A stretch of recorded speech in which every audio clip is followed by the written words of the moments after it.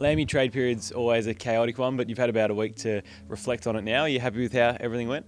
Yeah, Benny, it was, you're right, a bit chaotic. It's a big couple of weeks, but it's the culmination of a lot of work that just sort of concertinaed us into that last 2 weeks. But we went in with a certain plan and were able to execute that. So yeah, we're really happy.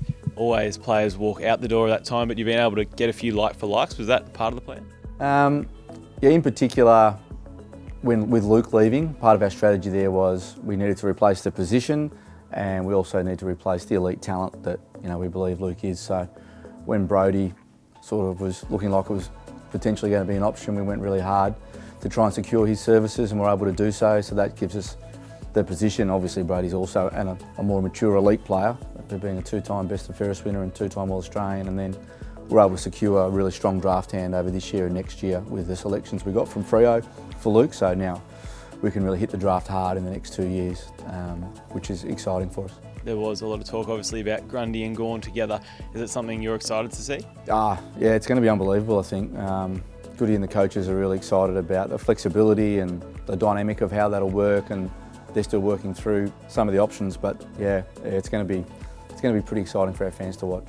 Late in the trade, we secured Josh Shackey. Obviously, played a bit for Brisbane and Bulldogs. What do you think he's going to contribute to the D's? Yeah, well, Josh, I think as I've spoken about before, Josh came in on the back of Sammy Wiedemann asking to leave. They're the same age, both in the same draft, high selections. So Josh is really versatile. He's played AFL footy forward, back, ruck, played against us in the grand final in 2021 as a defender. Massive engine, really skillful, and that versatility. We've lost with Sam leaving, obviously, also Mitch Brown and Majak Daw retiring.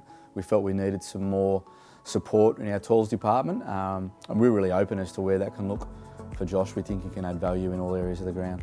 Lachie Hunter, another addition. That one came on really late. What was the thought behind getting him?